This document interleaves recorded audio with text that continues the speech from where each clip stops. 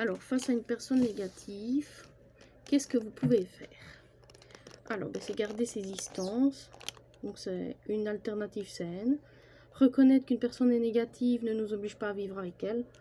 Donc, ça veut dire que même si il y a une personne négative dans votre entourage, soit de s'éloigner, soit de couper contact avec elle, voilà, pour se respecter, pour son bien-être, pour son propre bien-être, voilà. Mettre une distance émotionnelle. Faire preuve d'empathie pour leur situation. Faites attention à ce qui en vaut vraiment la peine. Choisissez bien ce que vous autorisez à entrer dans votre vie. Vous n'avez pas l'obligation de passer votre vie à éviter les attaques de personnes négatives, à utiliser votre sagesse intérieure pour garder vos distances et à apprécier votre bien-être.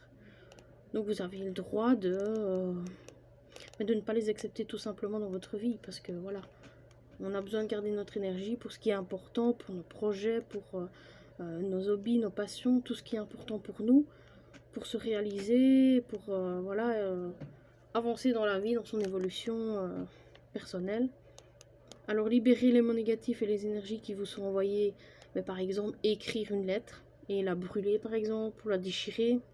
Voilà, mais comme ça vous libérez ce que vous avez eu envie de dire à la personne mais que vous n'avez pas osé.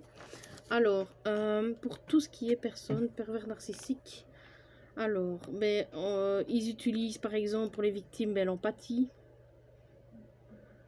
Donc voilà, alors ils profitent aussi de notre amour puisqu'on donne beaucoup d'amour. Alors ils sont négatifs et dans le jugement sur tout le monde. Même s'ils retournent leur veste quand ils sont avec telle personne, ils vont dire ça, et puis après avec une autre personne, ils vont dire autre chose. Alors se met beaucoup en valeur, Facebook, photos, le site de rencontre, etc. Ils adorent les cadeaux, les bijoux. Bon, ça dépend d'une personne à une autre. Hein. Je ne mets pas tout le monde dans le même sac parce que voilà, on est tous différents, on est tous uniques. Alors, il y a certains pervers narcissiques qui aiment bien l'argent ou qui appellent très souvent aussi. Ça, c'est... J'avais rencontré un garçon une fois et il m'appelait. Il m'appelait tout le temps, mais SMS, non, jamais. Donc, ouais, les appels, c'était très très souvent. Et ils disent très vite je t'aime aussi, ça c'est quelque chose de... Voilà. Alors tout le temps disponible pour elle ou pour lui. Il faut toujours être disponible pour eux.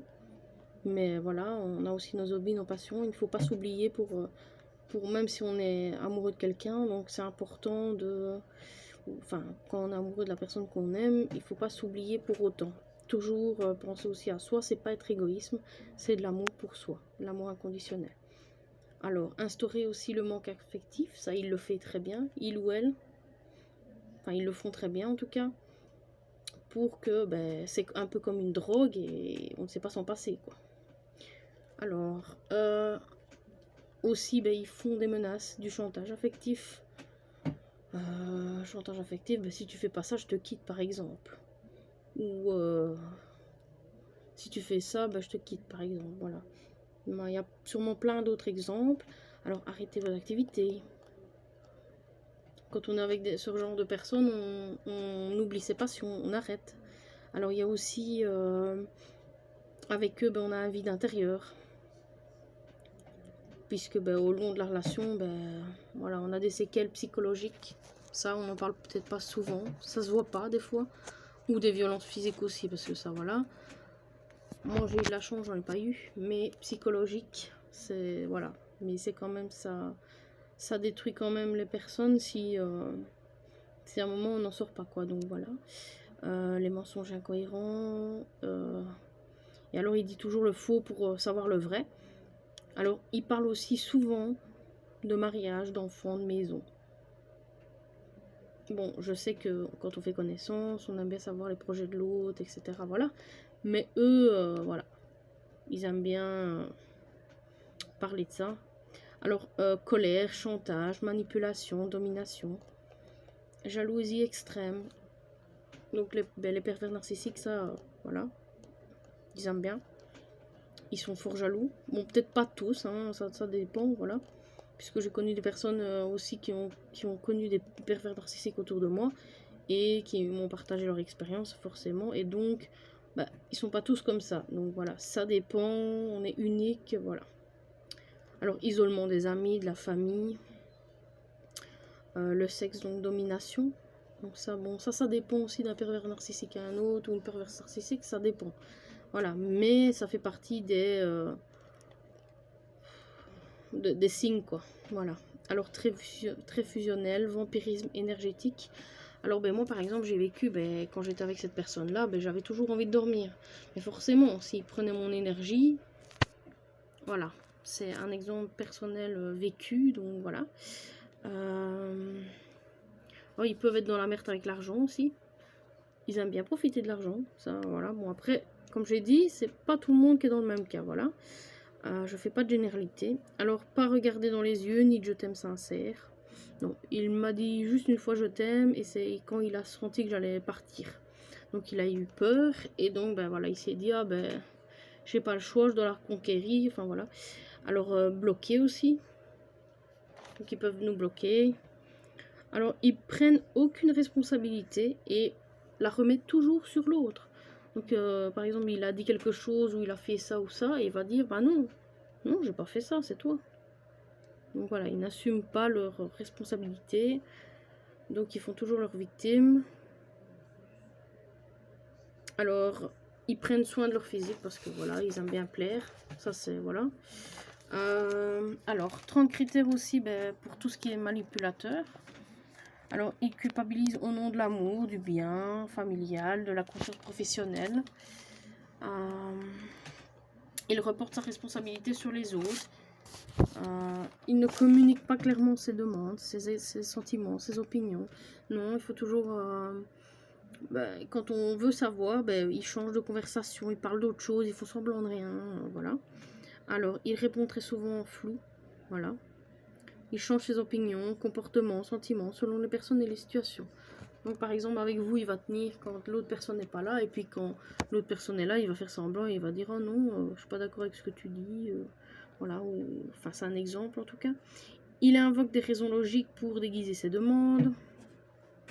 Il fait croire aux autres qu'ils doivent être parfaits, alors qu'aucun être humain n'est parfait. On fait de son mieux. On évolue au fil des jours. On fait avec ce qu'on a, voilà, avec amour, avec en cœur et conscience, en âme et conscience, certaines choses, mais on n'est pas parfait. On est des êtres humains et justement, on est venu pour évoluer. Alors, il met en doute les qualités, les compétences, la personnalité des autres. Il fait faire ses messages par autrui. Par exemple, ben moi, il avait dit... un de mes ex avait dit à son papa de cœur, ben écoute, elle me fait pas assez de câlins. Et là, je me suis dit, ben, normalement, quand on est en couple, on communique et on dit à l'autre, écoute, ça va pas, ou ça va, ou voilà. Non, les messages passent par autrui, au lieu de dire en face. Alors, il sème la zizanie, donc diviser pour mieux régner. Il se place en victime, donc pour le plaindre. Donc, c'est par exemple, il va s'inventer aussi une vie, hein, parce que je suis pas sûre que de tout ce que mes deux ex pervers narcissiques m'ont dit, que tout est vrai. Donc voilà. Après, c'est mon avis, voilà, mon opinion. Alors, il ignore les demandes, voilà, quand on a des demandes, etc. Ou, comme j'ai dit, il change de sujet, de conversation. Donc voilà. Alors, il ignore les demandes, ça je viens de le dire. Il utilise les principes moraux des autres pour lui ou elle. Donc, il les retourne contre soi. Voilà. Alors, il menace de façon déguisée. Un chantage ouvert. Change de sujet. Mais ça, je l'ai dit aussi pour les pervers narcissiques. Donc, voilà. Les manipulateurs, voilà, quand ils ne veulent pas en parler ou qu'ils n'assument pas, voilà, ils vont parler d'autre chose. Ils vont faire semblant de rien. Alors, il mise sur l'ignorance des autres. Il ment. Bon, ben ça, pour une personne, pour un pervers narcissique, une perverse narcissique ou manipulateur, voilà, ça c'est les mêmes, quoi, les mêmes points. Alors, il dit le faux pour savoir le vrai. Égocentrique. Oui, il est centré sur lui. Il s'en fout des autres, voilà. Alors, jaloux. Ne supporte pas la critique ni les évidences. Oh non. Quand on dit une critique, c'est...